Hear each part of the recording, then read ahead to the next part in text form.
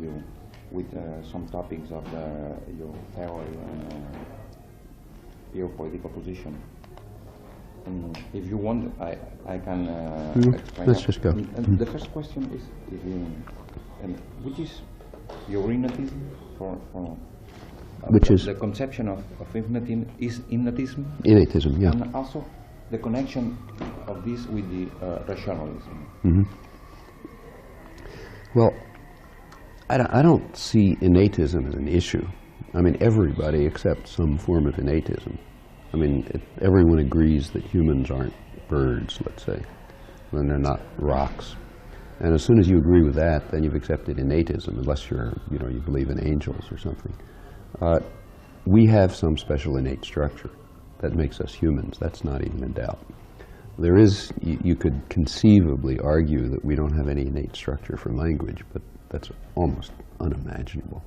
I mean, it's impossible to, with the most extensive effort, to teach even the tiniest rudiments of language to even higher apes, our closest relatives. And humans learn it without any evidence at all, virtually, just minimal stimulation. So it must follow that they have an extremely rich structure for language. Now again, somebody might believe, and it's been argued, that it's just our general intelligence applied to this material. But in order to make that a serious proposal, you'd have to say, okay, what are the mechanisms of general intelligence? And how are they different from those of, say, apes? And nobody can even begin to answer that question. So to question that we have a specific capacity for language, which in fact is highly restricted, to question to that is just mysticism at this point. Now, if people want to question it, okay, but it's like saying I don't believe that the law of gravity works. Or if somebody said that I don't believe that innate structure makes some cells become chickens and other ones become humans, you can't argue with them exactly. It's just, these are things that are obvious. The only interesting question is, what's the innate structure? Well, there are substantive issues, and lots of work and so on. My own feeling is it's so restricted that virtually all of language is innate. And about the only differences between languages are in parts of the lexicon, choice of words, some grammatical elements and so on, very peripheral things. That can't really be established yet, but I think there's reasonable evidence for it. As to the connection with rationalism, there's a serious question of interpretation. I mean, there is a tradition going from Plato into, say, Cartesian rationalism. And there are continuities, but there are also differences. One of the continuities has to do with innatism. Plato was concerned with very much the same problem. How can it be that we know so much when we have so little evidence? And for example, in the Meno, the Socratic dialogue is essentially a way of teasing out from the slave boy his innate knowledge of geometry. That's kind of like a thought experiment, trying to demonstrate that the slave boy who had never heard of geometry actually knew it all. And, the experiment is more or less accurate. I mean, that's what would happen under those conditions. Plato then wanted an answer, and his answer was that it's in our souls, and we remember it from an earlier existence. Well, okay, that's not entirely false. It's in our genes, actually, and it comes from previous existence, in a sense. That answer and this problem then goes right into the 17th century. And, for example, Leibniz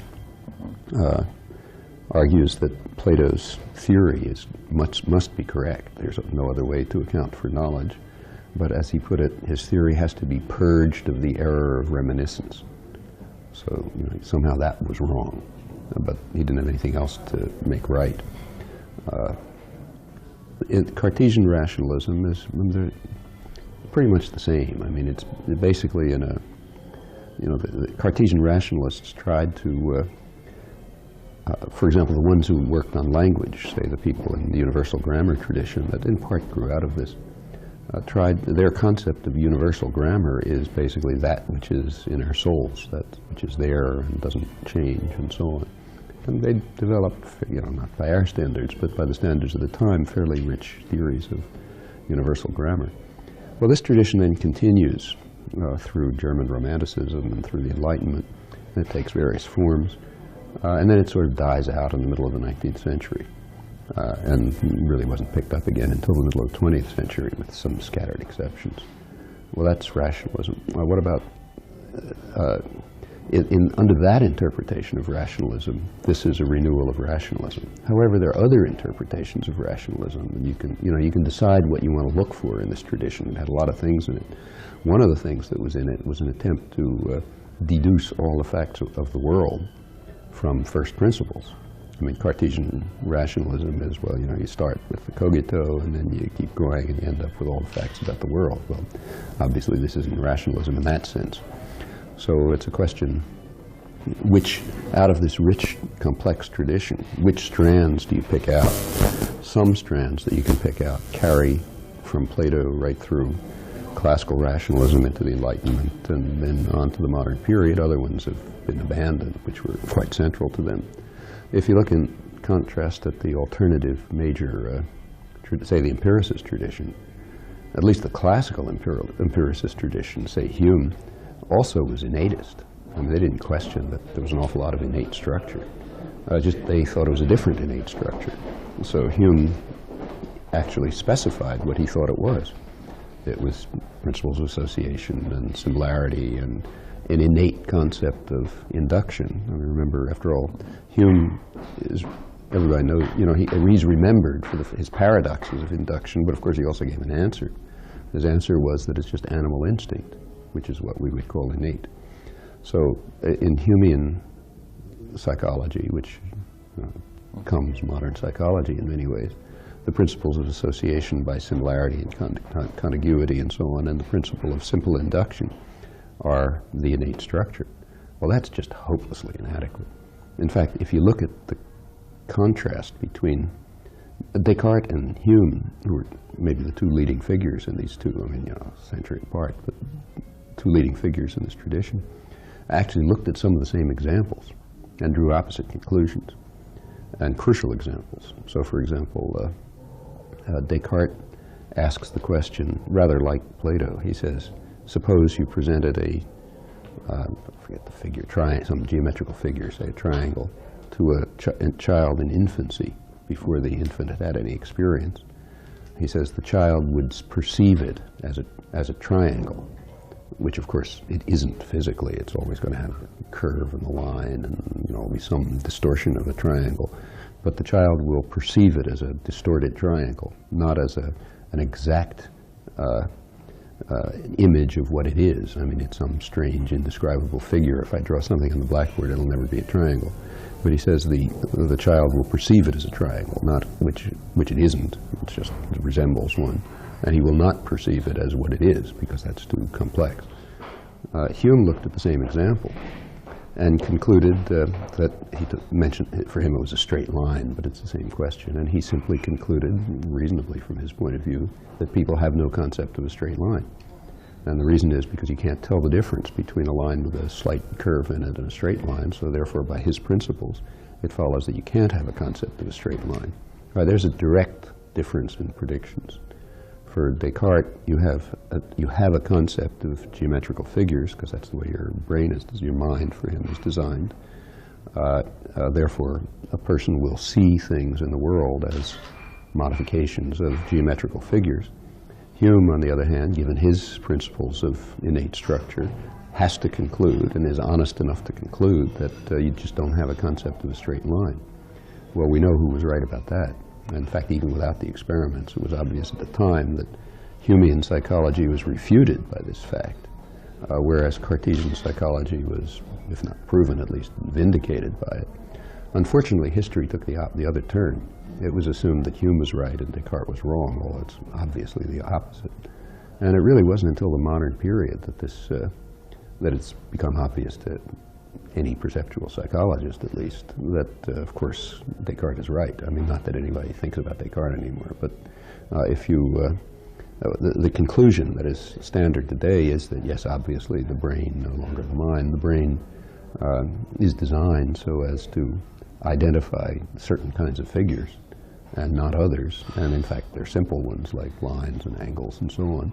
And that's how we construct our picture of the world, basically the Cartesian conception without Cartesian physiology and metaphysics. And nobody would take seriously Hume's proposal that we don't have a concept of a straight line. Of course we have a concept of a straight line, everybody does.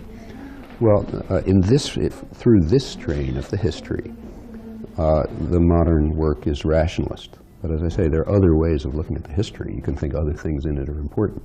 I mean, you can think the proof of the existence of God is important. Okay, in that case, this obviously isn't rationalist. Let's see, there was a, what did you say, Simon? I think the question is very well responded. Is the connection between the innatism and the conception of the rationalism? Yeah, okay. But also in the sense of the rationalism, in the Cartesian sense of the discourse of the method, assume from the beginning that the common sense, the ration, is in general equally distributed. Equally distributed, yeah. Well, that is a point of view, certainly in this domain it's true. I mean, you have to go to really exotic levels of pathology before you find deficiencies in the language faculty. For example, if you take something as severe as the Down syndrome, mongoloid, is that a, yeah, okay, which is pretty severe disability, genetic disability. And the achievements of the child can vary, but they're not very great. But the language ability apparently develops normally, except more slowly. It's kind of slowed down, so they never get to the same part. And in fact, there are cases of children, people with actually intelligence so low that it's unmeasurable, they can't do anything, but who have perfect language capacity. There doesn't seem to be a significant, I mean, there are certainly differences in people's ability to learn second languages and that sort of thing, but these are minor phenomena. For initial language learning, the thing that everybody does naturally, the differences are, no more significant than the differences in how fast you grow. I mean, children differ a little in where their growth spurts are, but they basically grow the same way. And that's true here, and that's essentially what Descartes is saying. Of course, he's saying it much more broadly. He's saying it for thinking generally, and that seems to me pretty plausible. But when you move away from areas that are well understood, you can only speculate. Like, it's not true that everybody's equally competent to become a quantum physicist, but that's at the outer fringes of human intelligence. I mean, most of the problems to which human intelligence is adapted don't, as far as anybody knows, don't differ. The capacities don't differ in any significant way across a very broad spectrum. So that picture seems reasonable, at least, as a pretty good first approximation. In fact, Descartes himself pointed out that it's only a first approximation. He says you can find people who are incapable of doing things. The second question is the relation between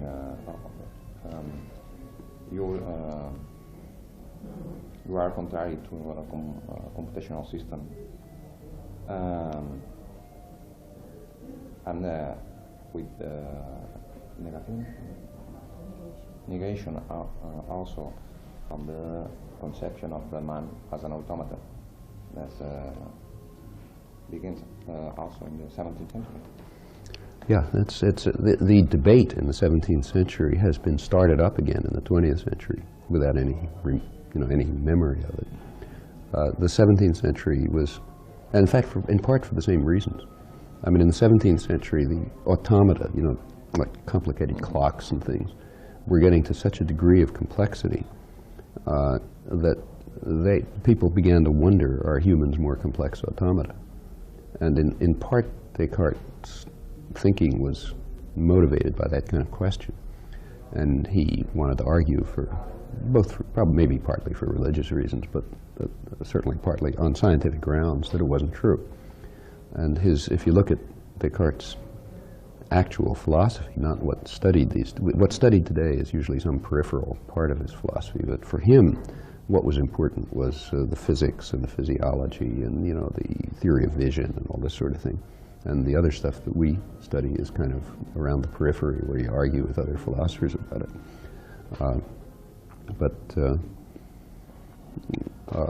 He argued that, in fact, most of the world was an automaton, as the notion was understood, and went on all the way through the animal world. They're all automata. I mean, in many interpretations,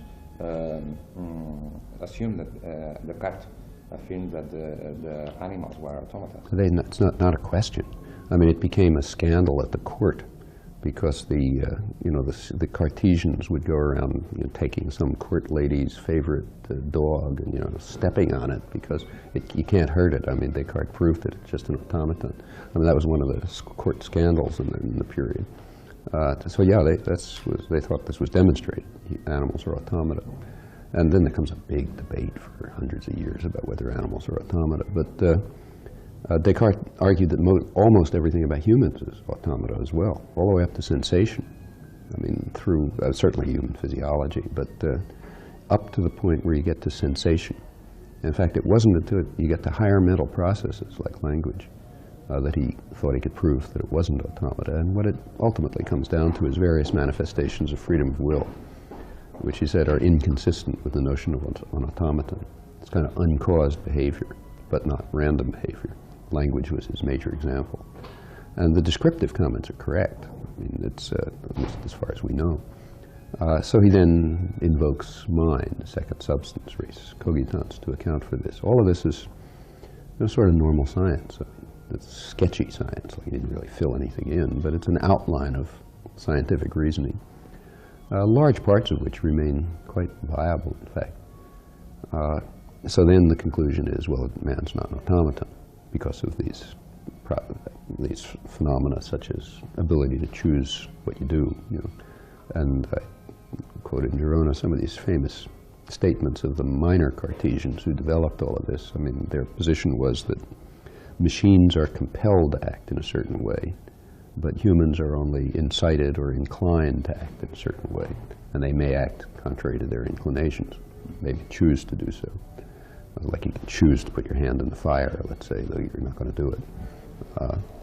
Whereas an automaton can't. If it's designed in a certain way, it has to do what it's structured to do. Well, then, comes Newton, who showed that the world is not an automaton, which really shocked people, including Newton. And after that, you get a big debate. I mean, the sort of reasonable response to that is the idea that mental phenomena, including language capacity, are just some properties of complex organized matter, just as attraction and repulsion are. And none of it fits into Cartesian automatism.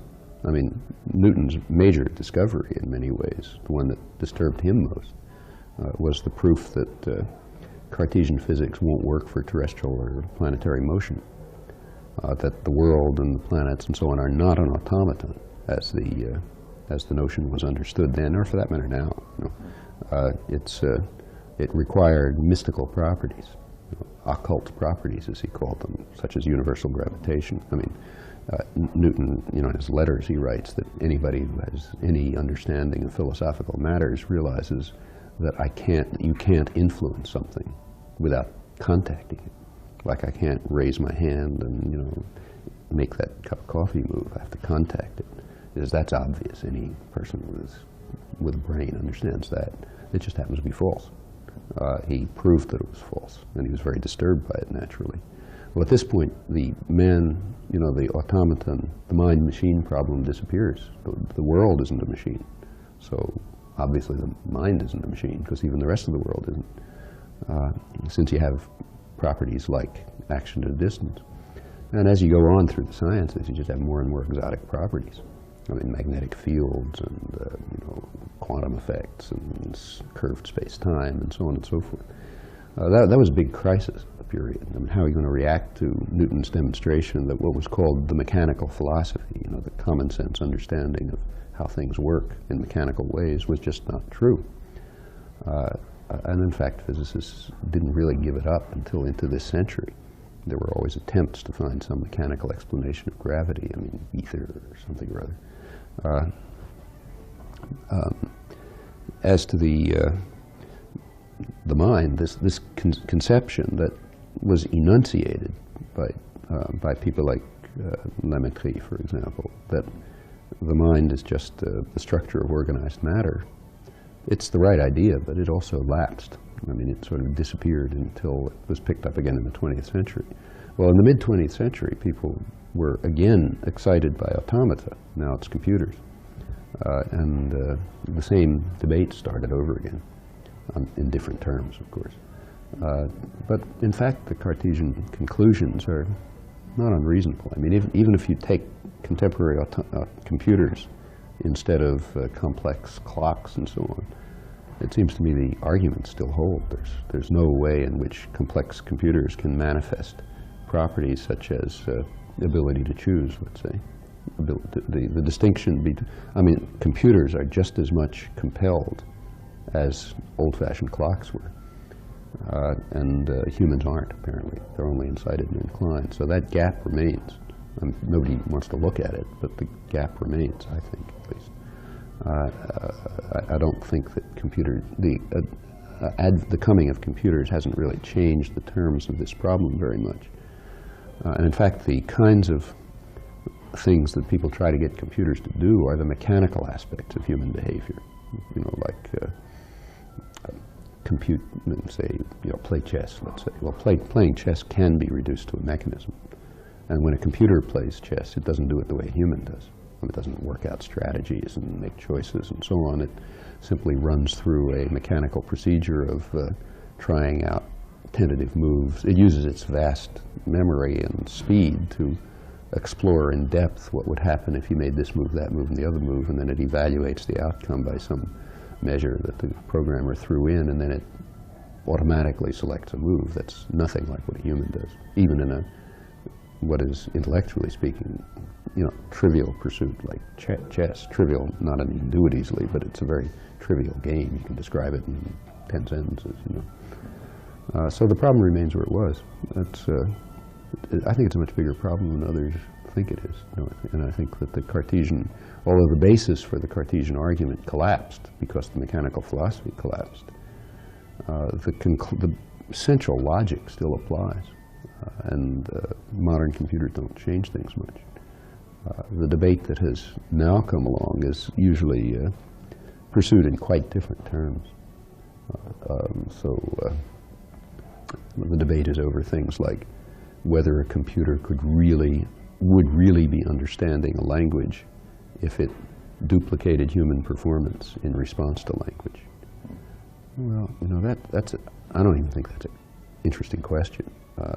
Because of course a computer wouldn't understand language any more than an airplane can fly like an eagle. Understanding language and the rest of the intentional discourse about thinking and feeling and so on, these are terms applied to humans. Nothing else can do. Human brain can't understand language. It doesn't make sense to say the brain understands language any more than it makes sense to say the wings of an eagle fly. You know, flying is something the animal does because that's what the word means. But on the other hand, the topic that's debated, say by, you know, Searle and the rest of them, actually has to do with what could turn out to be mechanical procedure.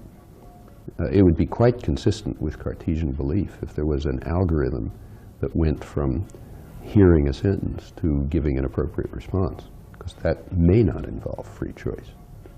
So they're really studying what could turn out to be an automatism without even touching the Cartesian argument. Notice nobody talks about the problem of the speaker who produces new utterances fitting to the occasion. Nobody tries to duplicate that because it would be totally hopeless. It's not even a conceivable task. What they study is the problem of giving an appropriate response to a certain input. That's an input-output problem, which in theory could be automatic. Whereas the problem of action, which has no input, you don't even know how to formulate. That was exactly Descartes' point. So in many ways, I don't even think the discussion about machines and automata is even reaching to the levels of sophistication of the 17th century debate. If I just make a comparison. Yeah.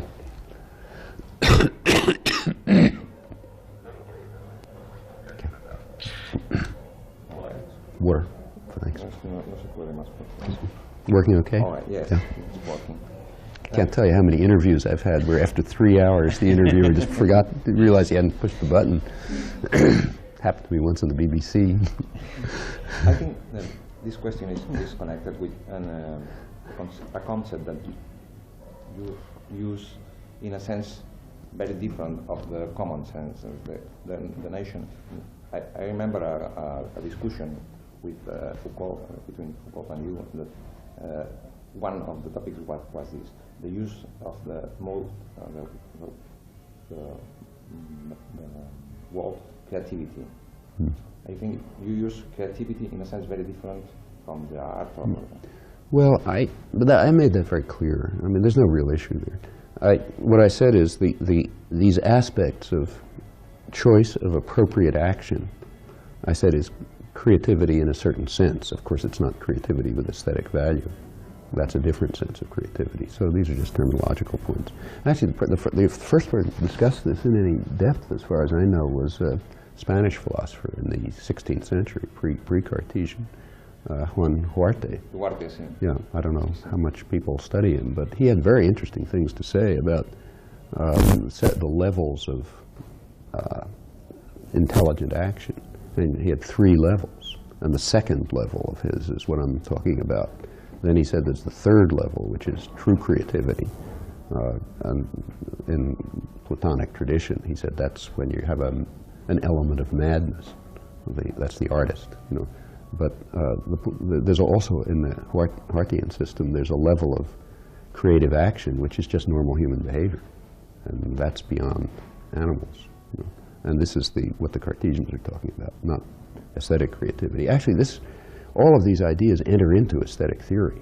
I mean, if you look into the aesthetic theory of the Romantic period, where they're very much influenced by Cartesian philosophy, and people like Schlegel and Coleridge and so on, the similar ideas are quite, consciously, they know the source, are consciously developed and adapted to poetic creation or musical creation and so on.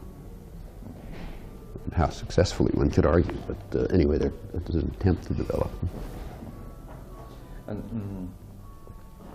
the general conception of the world is that the world is one, and the form to approach them is also one, the sciences, well, natural sciences, most exactly.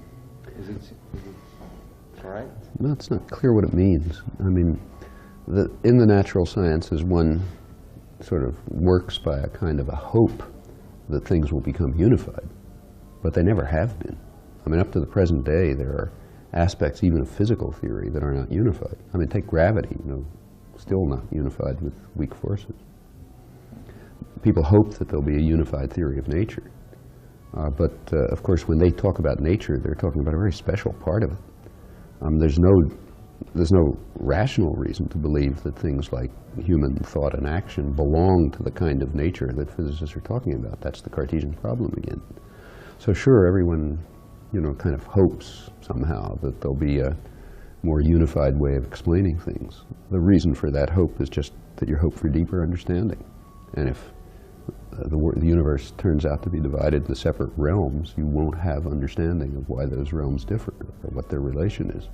So naturally, one hopes that there are no limits to understanding, or, actually some people might hope there are limits to understanding, and I can see reasons for that too, but within science, you kind of act on the working hypothesis that you can always understand more. And to say that you can always understand more is to say that you expect a kind of unity of nature. Because every time you link things up, like you link biology and chemistry, you understand a little more. You understand things about biology that you couldn't understand before. But whether there are limits to this process, whether the world is in fact designed so that there is a unified account of everything, it's an open question. And the idea that humans might be capable of finding it, even if it's there, is not at all obvious. In this sense, are there any connection between your political beliefs and your conception of mind and languages? Well, you know, there are various kinds of possible connection. As to logical connection, of course not. I mean, one could have any political beliefs and any beliefs about language, and it would be perfectly consistent. As for sort of accidental historical connection, like my own personal case, there's no connection. I mean, my political attitudes and beliefs were formed long before I ever heard linguistics, when I was a young teenager, in fact. And, you know, changed since, but not growth greatly. As for conceptual connection, it could be. I mean, there might be. In fact, if you go back to, say, the Enlightenment, okay? Yeah.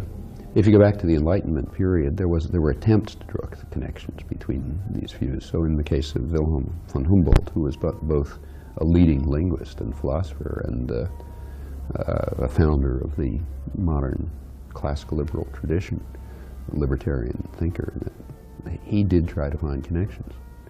He argued that at the heart of his political conceptions is the desire the need and the human need to inquire and create free of external authority. That leads to libertarian thought.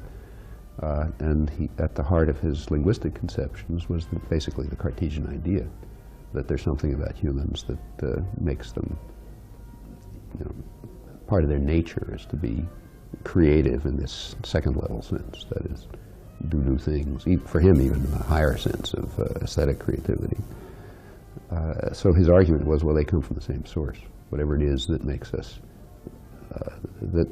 us capable of indeterminate human action, appropriate indeterminate human action, also gives us the moral right to be free of any external authority.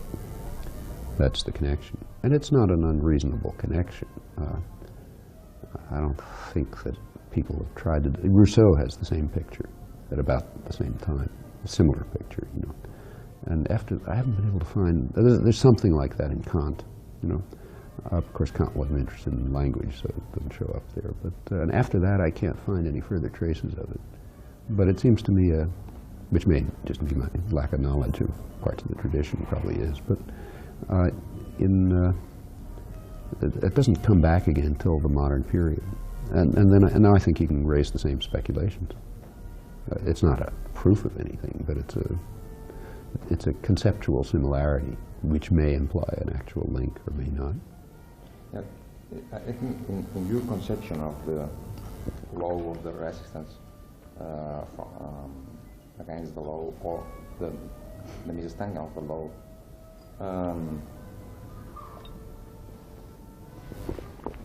you need an access to consciousness, to moral consciousness, which is the normal access to.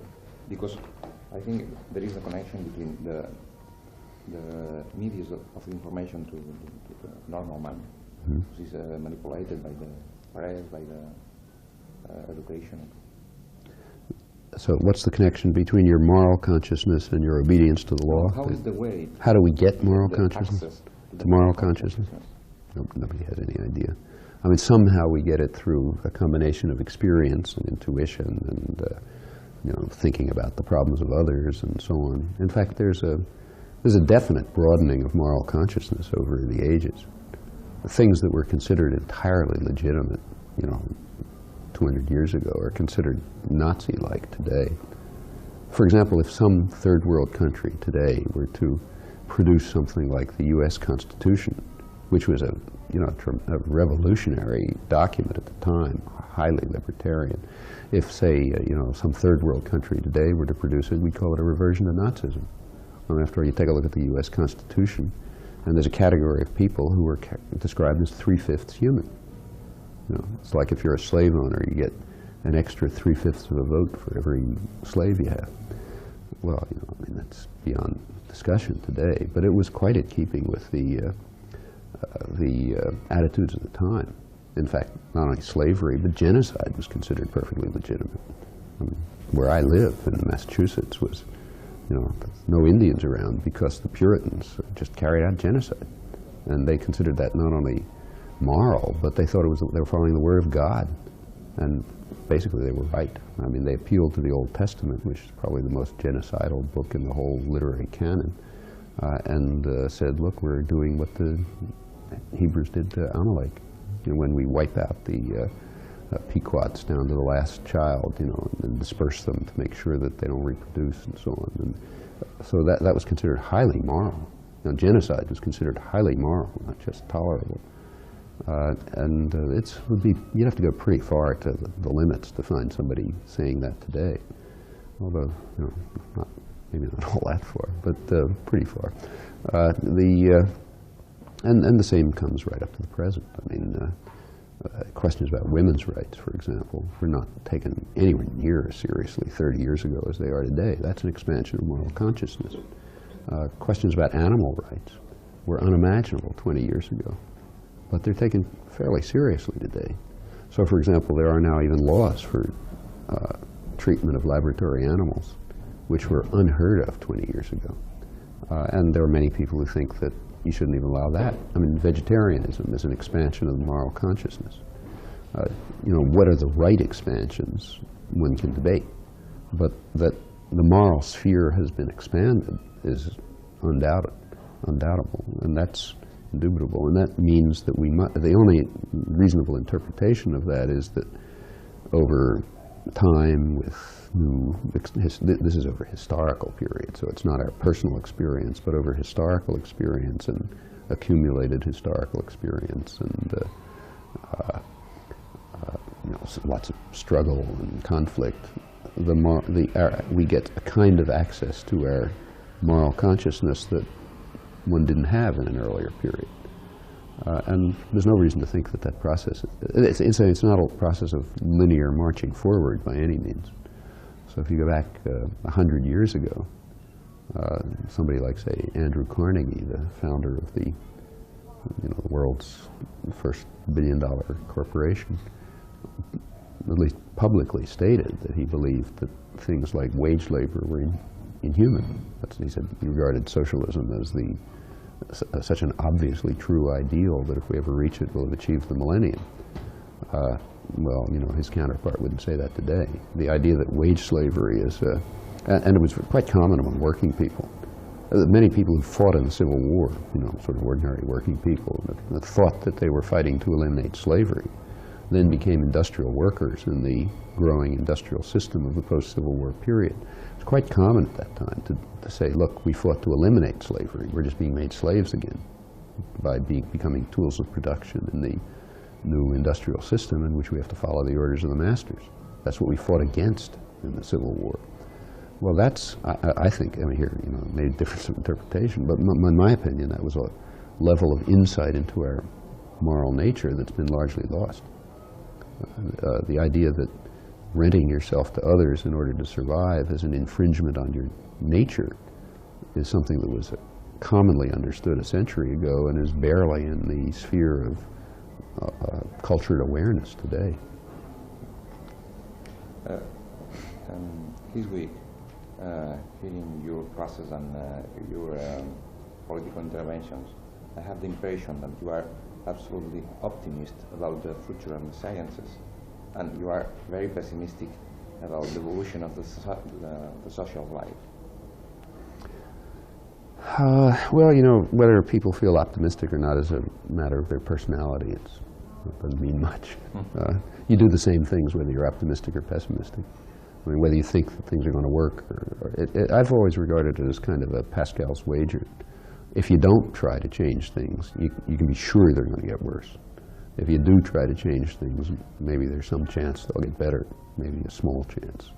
So given those alternatives, there's no question what you do.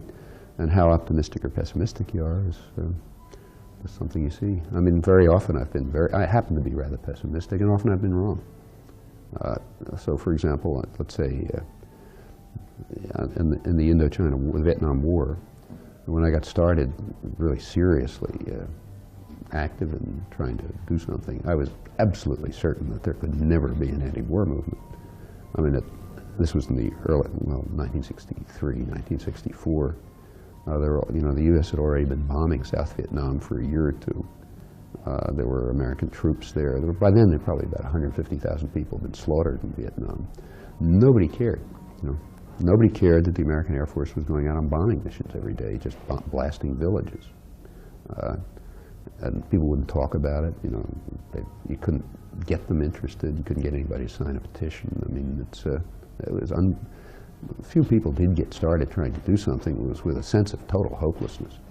And in fact, it was quite a few years before a substantial anti-war movement developed. In places like Boston, for example, which is, you know, one of the more, maybe the most liberal city in the United States, certainly one of them. We couldn't even have public demonstrations against the war until well into 1966, because they'd simply be broken up by violence, with the support of the press and radio and so on. And it certainly didn't seem at that time that there was ever going to be an anti-war movement, but in fact, you know, I was totally wrong. There not only was an anti-war movement, but you know, kind of a cultural revolution, which has lasting impact. Or to take a contemporary case, well, let me mention a case that just happened. I've been working, I guess, for, I don't know, 15 years or so now on the issue of the Indonesian invasion of East Timor, which is, you know, the worst act of genocide since the Holocaust, and very significant for us because the United States gave the primary diplomatic and about 90% of the military support for it right through the Carter period. While Carter was spouting off about human rights, he was increasing the flow of arms to Indonesia while they were slaughtering Timorese. And Europe, the only reason Europe didn't do more of it is because they couldn't break the U.S. monopoly. I mean, as soon as they were able to, every country in Europe that I know of is selling arms to Indonesia and contributing to the slaughter of the Timorese because they can make money on it. Well, you know, you can't imagine a less popular topic than this. Nobody even heard of it. Press refused to report it. No, refused to report it. Not didn't, but refused to. In fact, it's not because they didn't know about it. They knew, but they didn't want it to be known. And so trying to get people interested in this topic, you know, 10,000 miles away, I mean, no American troops, did really seem hopeless. And there were actually only about half a dozen people working on it, a few of them full-time. I mean, there's one person in particular who just dropped out of graduate school. He was a Southeast Asian specialist and has spent his entire life since the mid-70s working on this topic, working with churches and people in Congress and also, and you know, and so on. Others like me have been writing and speaking. Well, you know, it finally got to the point that, I mean, I never imagined there'd be any hope for this. But to my amazement, just a couple of months ago, the U.S. Congress canceled aid to Indonesia on these grounds, military aid. Well, it's a symbolic act because, you know, Britain and Holland, everybody else will be happy to rush in and provide the military aid. But it's an important symbolic act. For the Indonesians, it's a warning. You know, they may not get away with this forever. And if something similar could happen in, say, France or Holland or, you know, any of the other big military suppliers, it would make a big difference. You know, here's a case where maybe half a dozen people at most ultimately succeeded in doing something which, you know, could save hundreds of thousands of lives, not to speak of allowing people freedom. You know. So you never know. Do what you can. I'll ask a question because I think that the time is a personal question. What did you study? Language and not history? Or I didn't. Actually, I didn't. As any of the linguists around here will tell you, I have no professional qualifications in the field. First of all, I don't know any languages. I mean, I have the least linguistic capacity of any human being I ever saw, which is why I can't speak a word of Spanish. You know. Also, I never really studied linguistics. I mean, there's a reason I'm teaching at MIT, which is a science and engineering university. When I got my PhD, I didn't have any qualifications in linguistics. No university with a, you know, decent self-respect would have hired me in linguistics. And in fact, I didn't really have any intention of staying in the academic world. I went at MIT because, you know, it's a scientific university. They're willing to play around with strange ideas, and the head of the electronics lab happened to be intrigued. So I went to an electronics lab, where I still am, actually. I mean, I don't know a tape recorder from a telephone, you know. But I've been in an electronics lab for almost 40 years now, and in fact, linguistics developed out of that. But my own background was extremely exotic. It was a little bit of this, a little bit of that, mostly self-taught, you know. So it's not a model for anything. I mean, up to today, you know, my students, like when he was a student, he knew 10 times as much about linguistics as I did, and my students always do. I mean, they know literature I never heard of and all sorts of things.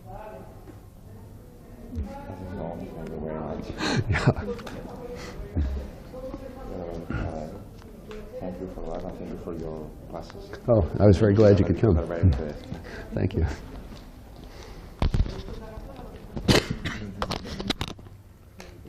Oh, you want this back? Okay.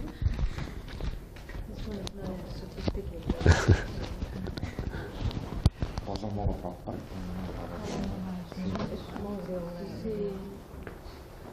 Tu els tens tot, ja? No, jo el que vull fer és unes fotos sense micro. Ah, sense micro. Ah. Is it possible to avoid the micro just a few No, minutes? però no, a fer-li dos fotos. For sense gravar, photographs. sense- Only, Yes, sure. yes, all I right. got it off. Yeah. No, this myself. is, But I want them to know, really, what you think, and I want this to be published, I think.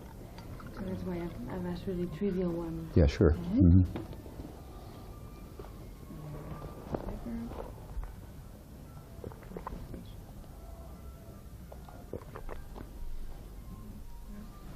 Okay.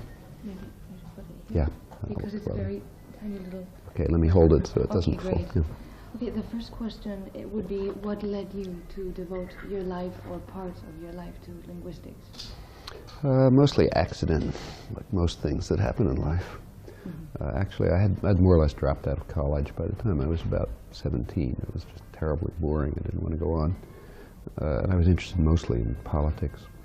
And I happened through political connections to meet someone who was actually a rather important sort of left libertarian thinker. And he happened to be the professor of linguistics at University of Pennsylvania, where I was nominally a student. I got friendly with him, and you know, through one thing led to another, I started taking his courses, and I just sort of got interested and went on. But you know, by accident, basically. Okay, then the second question would be, what are the distinctive features of the Chomskyan way of doing linguistics, or what would you like non-linguists to know about linguistics as you understand it? Well, you know, you study what you can hope to understand. There are things you might like to understand that you can't really study.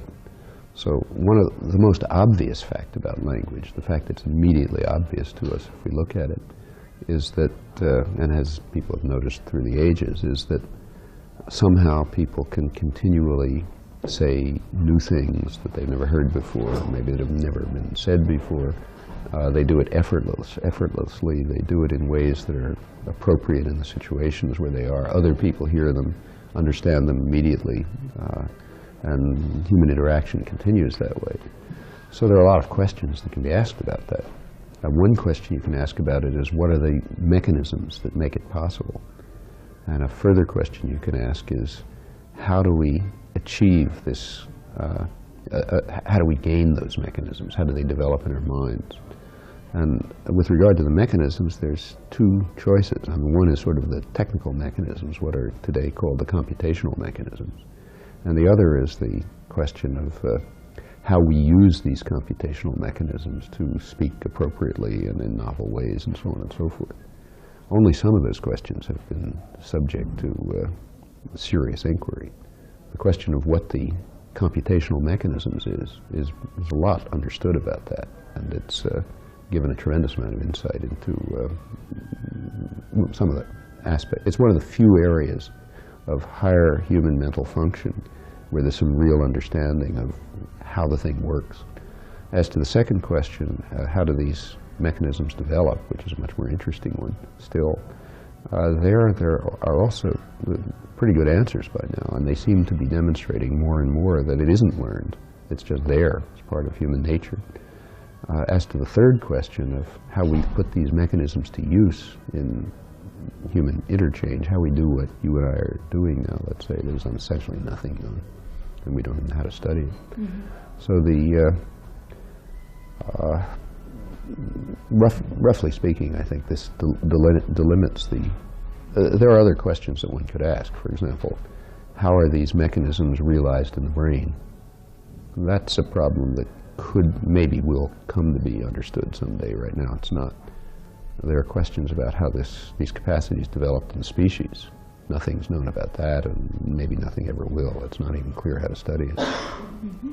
Could I try Sure. reaching out, just in case?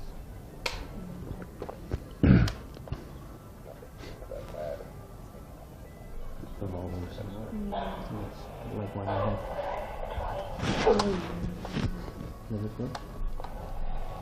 That's a problem No. that maybe will be understood someday. Right now it's not.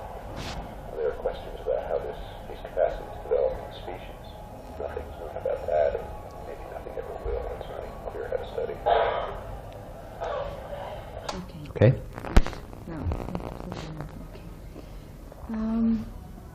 Now, you often compare in your work linguistics to physics or to chemistry. I would ask you, how is linguistics related to science?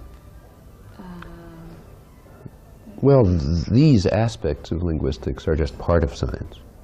And by comparing them to chemistry and physics, I don't mean to suggest that either that they've achieved that level of sophistication or that there are direct connections.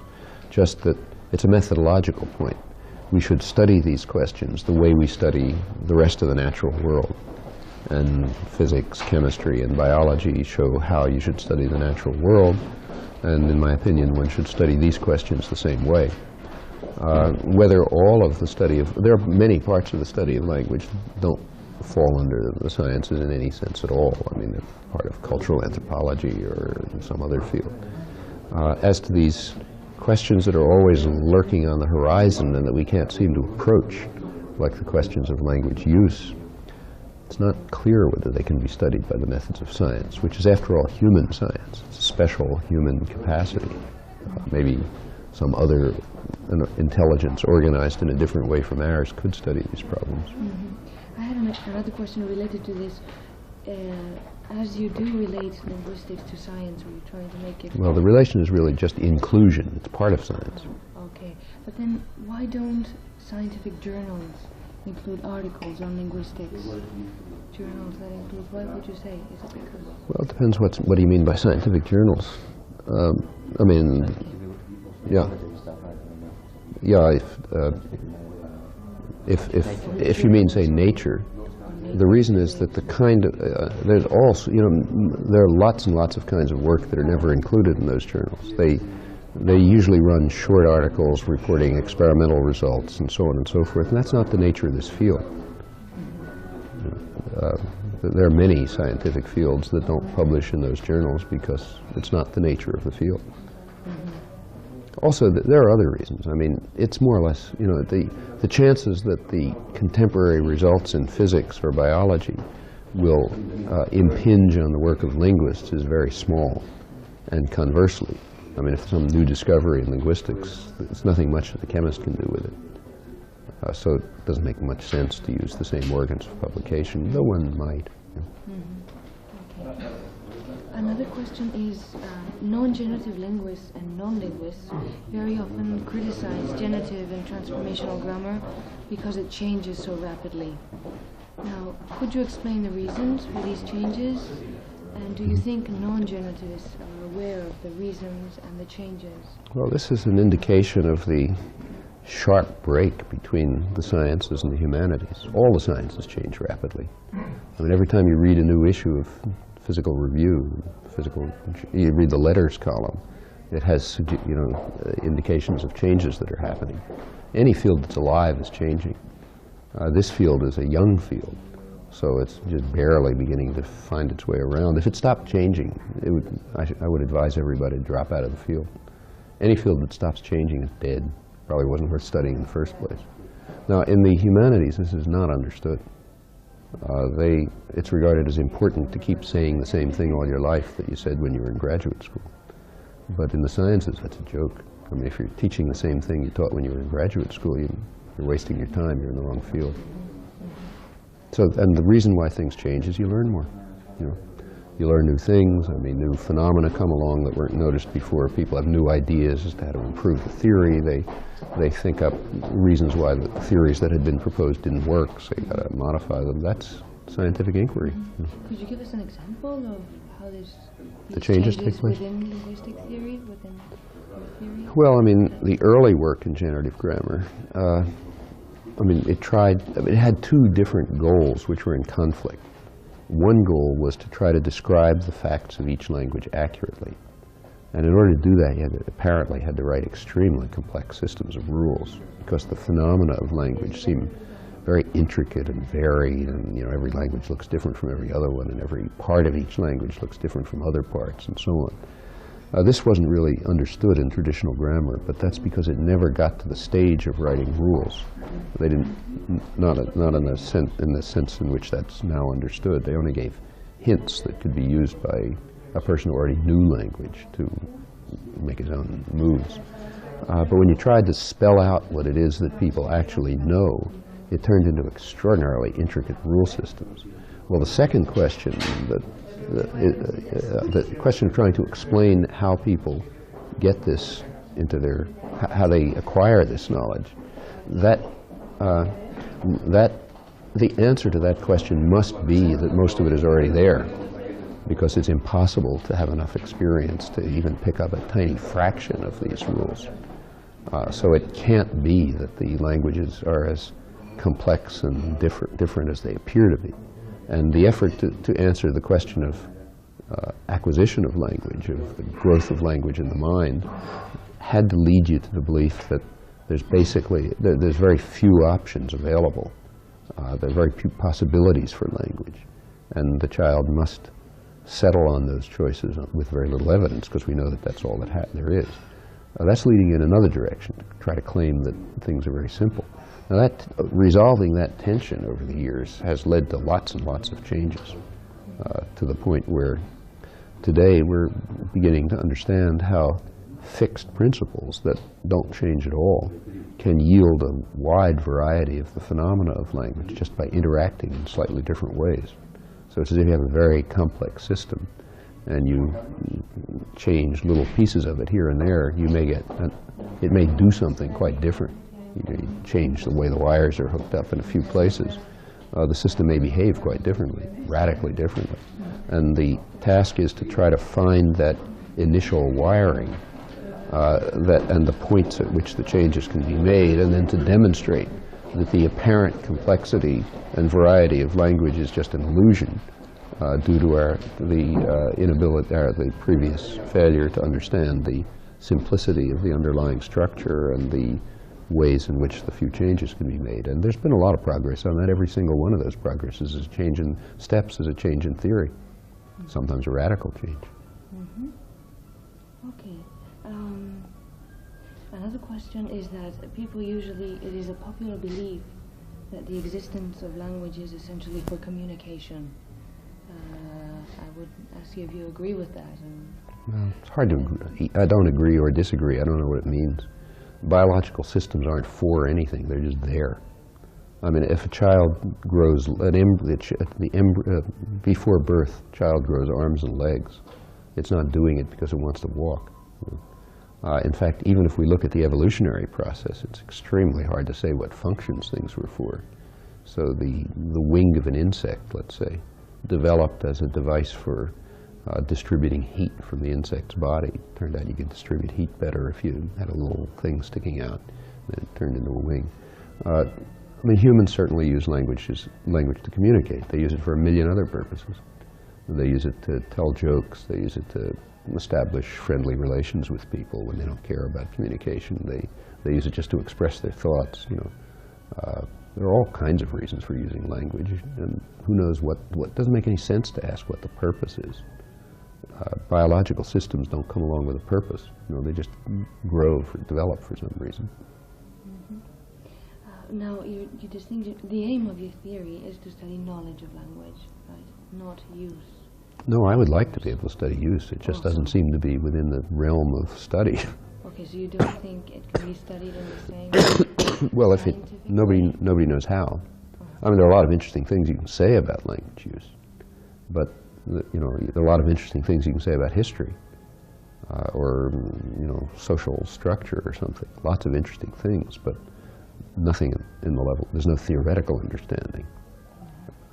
In fact, in general, most of the questions of real human significance are out of the range of scientific understanding, at least for now, maybe forever. You know? And this use of knowledge that you emphasize very often. Well, well, you know, one doesn't have to use it if they don't want it. It doesn't matter. But the point is, we have acquired a certain cognitive capacity, a certain mental capacity. That's what people call knowledge. You know, we know a lot. I think a good deal of what is called knowledge is just the change of parts of the brain to particular states in which information is stored. So, you know, knowledge of how to get from here to Girona is probably stored somewhere in your brain. Knowledge of what sentences mean is stored somewhere in your brain. Everyone agrees that, you know, children or adults know that sentence so-and-so means such and such. And I want to know how that knowledge is stored. Well, it seems to be stored in a generative grammar. And then we want to find out what that is. So to emphasize knowledge of language is just to say I'm interested in the topic. And if one is not interested in why this sentence means such and such and the next one means so-and-so, sure, then study something else. Okay. Does generative grammar then have anything to do with applied linguistics? Or is it useful for any applied purposes? Well, that's for people who make the applications to decide. I mean, it's, you know, throughout most of modern history, the sciences haven't been useful for anything. It wasn't really until the 19th century that it became important for an engineer to know something about physics, because physics just didn't tell them very much. They knew, the craftsmen knew more about how to do things than the scientists did. And it's really only about last 150 years maybe that you could find ways of using even the advanced sciences for applications in fields like that. And there's no, you know, the theoreticians have nothing to say about this topic. If people who are studying, say, real-world topics like problems of national language, let's say, or second language teaching and so on, if such people find these ideas of value and use, then use them. Actually, they usually do, but that's a matter of trial and error. There's nothing principled about it. I mean, the problems of applied anything are usually so complex and involve so many factors that you don't know how much theoretical understanding would contribute, even if you had it in any sense. Okay, another question, I guess, related to context of Catalan also would be, how does the notion of dialect fit into your theory, or is it relevant to distinguish between dialects and languages? And it's not. It doesn't have anything to do with this theory. I mean, the decision about dialects and languages is a decision. It's like it's as if you had a group of people in a room, and you tried to decide which ones look alike.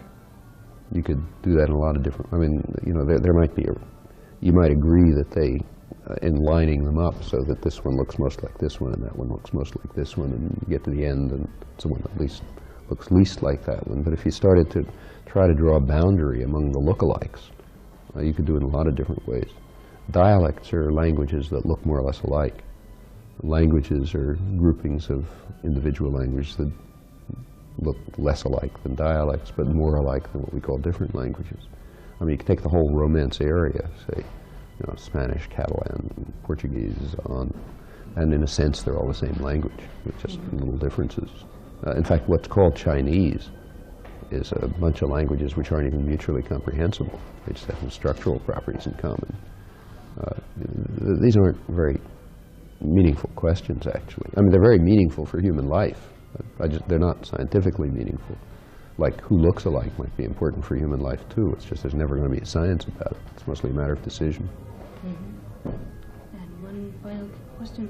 Can the knowledge of two languages, as in bilingual children, which is something that we're very often here, who acquire two languages in parallel? In parallel. Could that be explained with a model of knowledge of one language?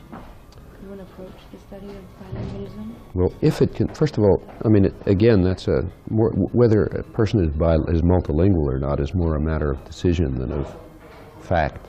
In fact, every child who grows up has many different languages stored in their head. I mean, because you hear people speak differently, and your parents speak differently from your teacher, and speak differently from the children in the streets, and you go to the other side of town and they speak still differently. Those differences are usually so small that we don't call them differences, but they're there. And if you look closely, you find that if you travel 1 or 2 blocks away, you'll find people who talk differently from you do. I mean, my brother and I, for example, don't talk the same way because we had slightly different influences in our lives. But I have no problem with understanding him, which means I must have at least those 2 systems in my head, and in fact dozens or thousands, who knows how many. We call it multilingualism when the systems that you have in your head are far enough apart so that we're struck by the differences, and we have to make some effort to move up and back between them. If there's, in many, at least certainly in pre-modern societies, it was absolutely standard for people to know many such languages. You say go to West Africa today, and a child may grow up knowing half a dozen different languages, which are really mutually unintelligible, because that's the way the societies are. They're just very mixed, and so children pick up a whole bunch of different languages. In most modern societies, differences among people have been leveled, either by force and conquest or by expansion of a national culture, and by these days even by state television, so that you get an illusion of homogeneity of language, which wasn't true in an earlier period. I mean, even in Europe, you don't have to go back very far. When you go back to the beginning of the century, let's say, and people couldn't understand someone from the next village because they were talking some, and it's probably still true in places like, Italy at least. I don't know if it is in Spain, but do you get that kind of linguistic diversity? Do you get that kind of linguistic diversity in Spain that you have in, say, in Italy, of real mutual unintelligibility? Yeah, No. But in, say, France, let's say, you would, at the beginning of this century, you could find people in nearby villages who were speaking what are, for all practical purposes, different languages. Now, all of that stuff has been leveled, largely leveled. You have to, at least in this generation, it's mostly leveled in Europe. Although still, a person from North Germany and from South Germany may have a very hard time understanding each other. If there's ever going to be any comprehension of how the assimilation of many languages develops in the brain, it will doubtless be through some further application of the understanding of how a single language might. I mean, what we'll need to know is, in addition to the question how a single language develops, we'll have to know how interactions are constructed between these single languages that develop. So that's just a further complication of the problem of acquisition of a single language with other factors thrown in. Mm-hmm. Okay. Can I add some question about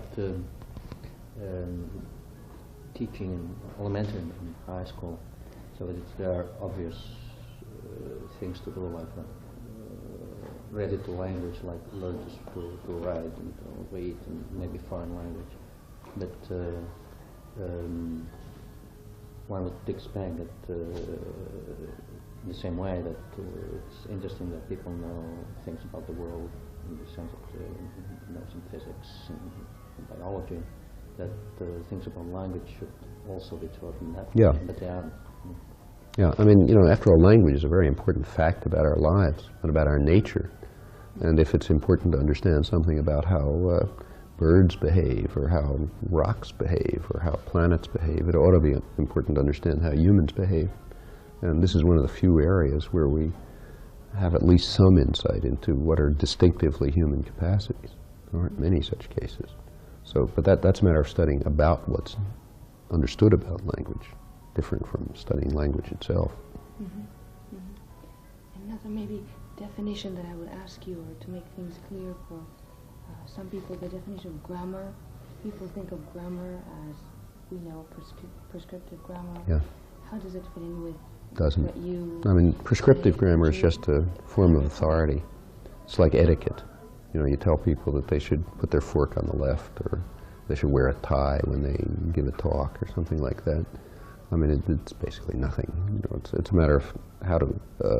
I mean, it has no theoretical interest. Again, it may have human interest. Like maybe you want to try. Maybe you should even teach it.